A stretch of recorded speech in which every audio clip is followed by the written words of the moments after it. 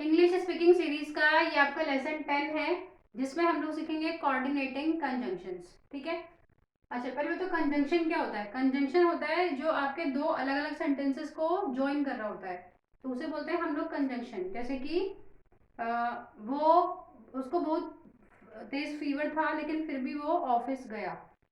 He was very sick yet he went to the office. ठीक है। तो यहाँ पे जो आपका येट है वो क्या है, ये आपका एक कंजंक्शन है। इसने क्या करा, दो सेंटेंसेस को ज्वाइन कर दिया। ओके।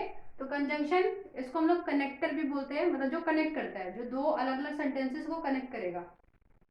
ओके। अब कोऑर्डिनेटिंग कंजंक्शन क्या होते हैं, जैसे आपके दो सेंटेंसेस हैं और वो रिलेटेड है एक दूसरे से, तो उसको वो ज्वाइन करने में हेल्प करता है। अब कैसे आप याद रखोगे कि what are the coordinating conjunctions, तो उसके लिए आप मैंने लिखा हुआ है यहाँ पर fan boys. Fan boys. F मतलब आपका फॉर, ए मीन्स यहाँ पे होगा आपका एंड, एन मीन्स होगा आपका यहाँ पे नॉर, बी मीन्स होता है आपका बट, और ये आपका ओ है तो ओ का मतलब और हो गया, वाई मीन्स आपका हुआ येट, और एस मीन्स सो। ठीक है।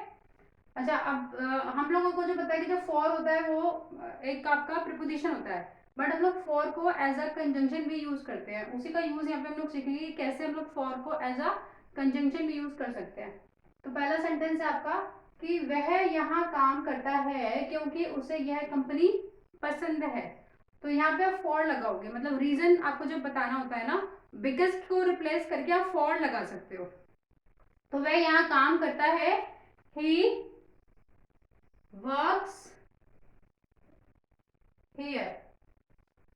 ठीक है। ही वर्क्स हियर मतलब वो यहाँ काम करता है, ही वर्क्स हियर। क्यों? क्योंकि फॉर उसे यह कंपनी पसंद है, ही लव्स दिस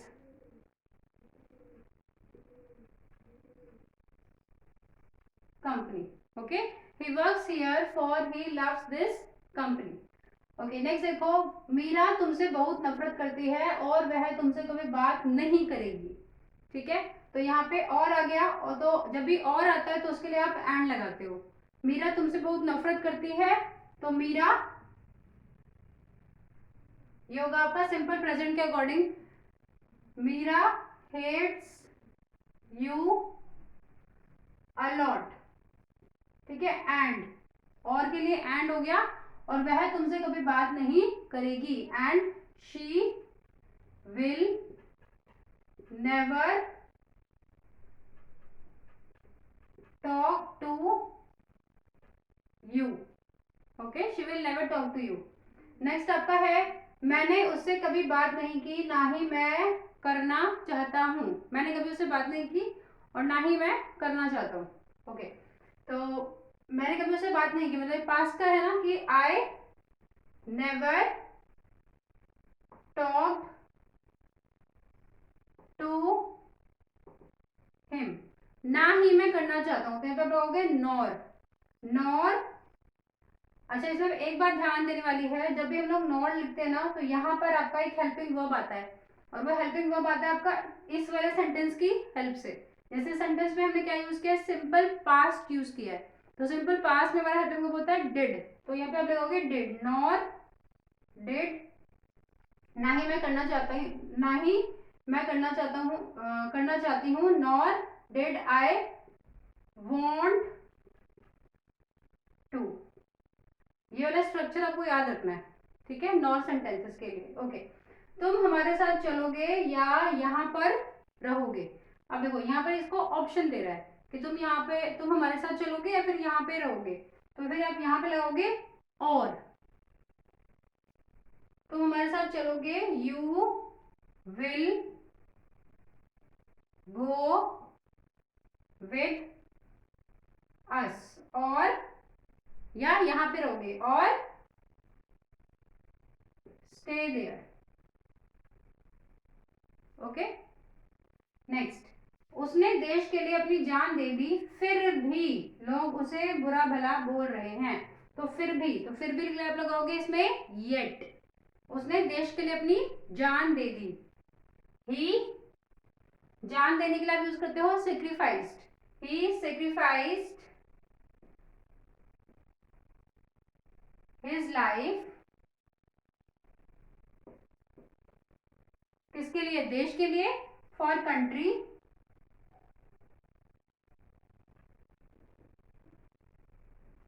फिर भी लोग उसे बुरा भला बोल रहे हैं, तो फिर भी के लिए आप लिखोगे येट, लोग के लिए आप लिखोगे पीपल, पीपल आर, लोग क्या कर रहे हैं, उसको बुरा भला बोल रहे हैं, तो बुरा भला क्या हम लोग बोलते हैं, यूज करते हैं क्रिटिसाइजिंग,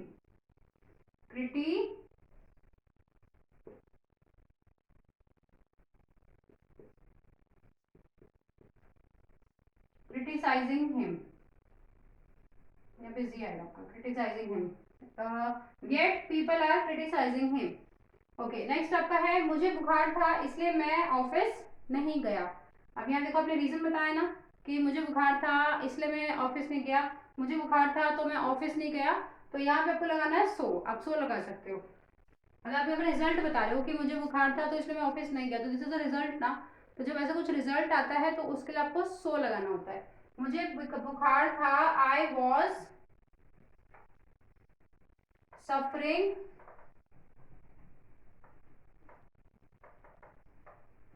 फ्रॉम फीवर, इसलिए मैं ऑफिस नहीं गया, सो आई नहीं गया, देखो पास्ट टेंस की बात है ना, सो आई डिडंट